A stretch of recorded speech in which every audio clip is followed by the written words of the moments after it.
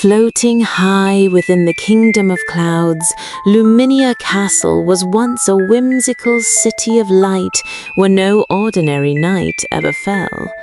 Whenever the silver moonlight above the clouds spilled across the polished white marble floors, a strange and enchanting melody would echo through the air. But following the tragic death of King Lambert, the skies of Luminia were permanently swallowed by a thick, suffocating fog. The king's new wife, Lady Melissa, was not what she seemed. She was a sinister shadow witch from the dark valley. Melissa knew a vital secret. The beautiful melody within Princess Aurora's voice was the only thing keeping the Heart of Light, Luminia's ancient power source, alive. Driven by malice, she ruthlessly snatched away Aurora's voice, imprisoning it inside a dark, jagged black crystal. Stripped of her voice and her status, Aurora was no longer treated as a princess. She was banished to the deepest, grimy dungeons of the castle, left to rot amidst towering piles of charcoal, soot, and heavy ash. Yet, in that pitch-black corner of the kitchen, Aurora was not entirely alone. She found a clever companion in Pip, a spunky squirrel who had accidentally gained the ability to speak due to one of Melissa's failed spells. Beside Pip stood Marta, the castle's blind cook. Though Marta constantly trembled in terror of Melissa, she secretly loved Aurora like her own daughter, quietly hiding warm bowls of soup for her every night. Meanwhile, Prince Cassian of the neighboring kingdom of Valeria arrived at Luminia Castle, though not for an ordinary marriage proposal. Valeria's ancient archives held a grim warning. If the light of Luminia ever faded completely, a terrible, dark world would rise to consume the rest of the earth. Cassian, a highly skilled warrior and brilliant investigator, brought along his most trusted commander, Gabriel. When Melissa formally presented her two arrogant daughters, Claudia and Dorothea, fully dressed up to impress the prince, Cassian immediately noticed the cold reflection of shadows dancing in Melissa's eyes. He also observed that a deathly silence hung over the estate. No birds sang anywhere in the castle, and the courtyard flowers looked as lifeless as plastic. Turning to Gabriel, he whispered, "Some major dark magic is at work here, and if the real princess is alive, she is surely imprisoned in some dark corner of this palace." On the grand night of the royal ball, while the entire castle indulged in brilliant lights and artificial smiles, Aurora was cruelly sent away to clean the royal library, a massive chamber that had been sealed shut for hundreds of years. Melissa believed that being buried under centuries of thick dust and heavy, suffocating books would finally break Aurora's royal pride. But amidst the clutter, Aurora discovered a mysterious heavy book, beautifully engraved with a night-blooming jasmine, Hasana Hana. As a single heavy tear escaped Aurora's eye and splattered onto the dusty pages, the spirit swirled into the air and a spectral figure named Lumin appeared. Lumin was the chief advisor to the very first king of Luminia, having sacrificed his own soul to live inside the book as the castle's eternal guardian. Looking at Aurora, Lumin sighed deeply and said, "Your mother was the last true composer of Luminia, Aurora. This witch has not only stolen your voice, she is slowly devouring the very soul of this kingdom." With a wave of his magical hands, Lumin set into motion a grand spell.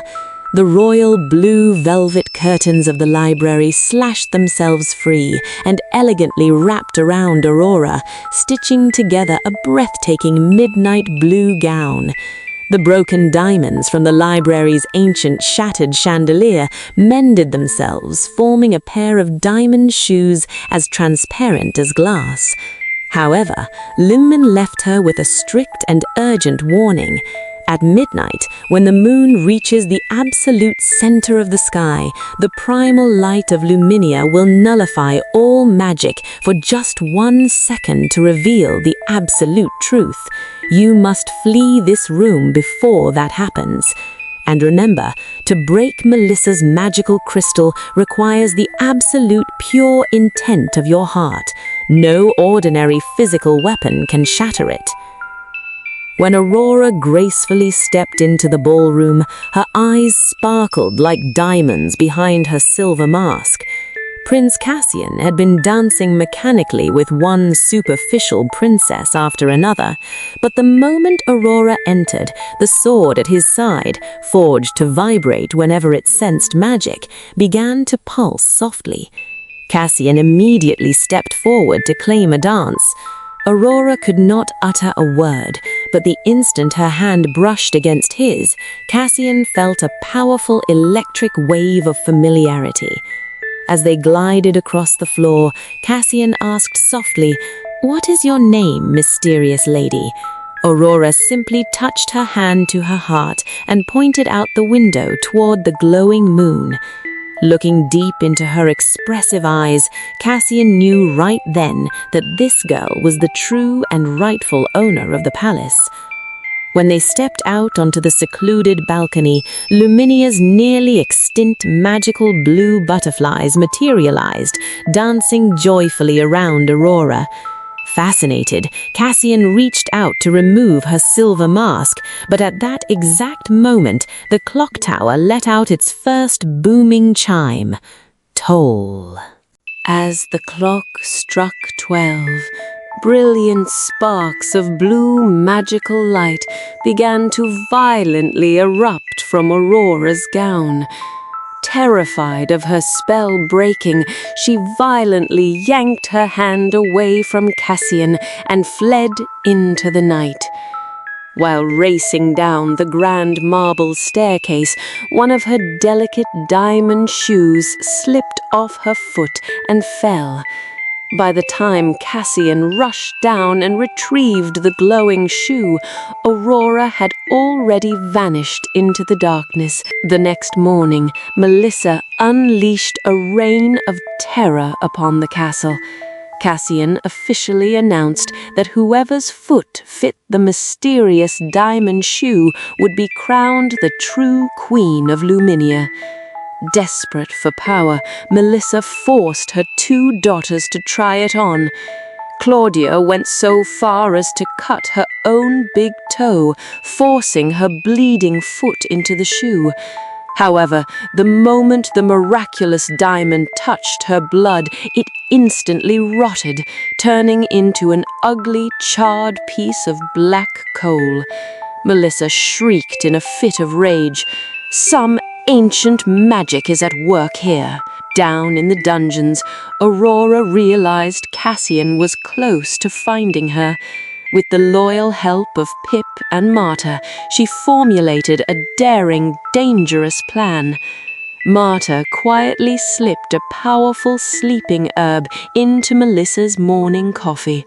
While the witch sat in a heavy, drowsy daze, Pip used his tiny, nimble fingers to slide open the secret drawer in Melissa's room and retrieve the glowing blue crystal holding Aurora's voice.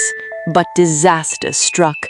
Melissa had not fully succumbed to the sleep herb. Snapping awake, she savagely kicked Pip across the room, grabbed Aurora by her hair, and dragged her up to the highest, most dangerous peak of the castle, the Wind Tower. Cackling with malice, Melissa snarled, "Tonight, I will assassinate the Prince of Valeria, and by consuming this crystal holding your voice, I will become immortal." Down below, Cassian was frantically searching every remaining corner of the palace. Suddenly, a tragic, faint humming sound drifted through the air, sounding like a bird crying with a broken wing. Recognizing the melody, Cassian and Gabriel sprinted toward the tower. Bursting onto the roof of the Wind Tower, they were instantly ambushed as Melissa unleashed her dark magic shadow wolves. While Gabriel drew his blade to hold off the snarling beasts, Cassian charged directly at Melissa. With a powerful, sweeping strike from her magical staff, Melissa sent Cassian's sword flying over the edge. Just as the witch raised her staff to deal a fatal blow to the defenseless prince, Aurora threw caution to the wind, risking her life to pounce onto Melissa. During their violent struggle, the blue crystal slipped from Melissa's grasp, plummeting through the air before violently shattering into 1,000 glittering pieces against the stone floor. The moment the crystal cracked open, a dazzling river of blue light surged forward, flowing straight back into Aurora's mouth. Aurora stood tall, extending both her hands toward the open sky, and from her throat poured the ancient soaring song of Luminia, the sacred melody her mother had taught her long ago. At the sheer vibration of her pure voice, the heavy stones of the tower began to shake. The dark, thorny vines wrapping the castle and the heavy shroud of misty shadows began to evaporate into thin air.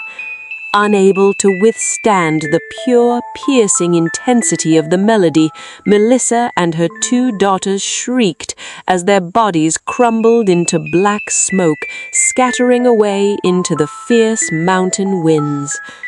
The dark clouds parted completely, allowing brilliant golden sunshine to bathe Luminia Castle for the first time in years. Cassian stepped forward through the light, kneeling to place the lost diamond shoe at Aurora's feet. As Aurora slipped her foot inside, it fit absolutely perfectly, and a lush carpet of fresh, fragrant, night-blooming jasmine petals instantly bloomed across the stone floor. The shadow of sorrow was permanently lifted from the throne of Luminia. Aurora and Cassian were married, jointly taking up the leadership of both kingdoms. The brave, blind cook Marta was appointed as the royal palace's chief advisor, while tiny Pip the squirrel was proudly awarded the honorary title and emblem of the royal guard.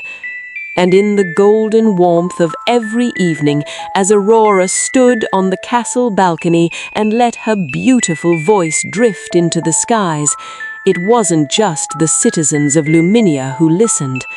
Down below, the people of the earth looked up at the clouds and smiled.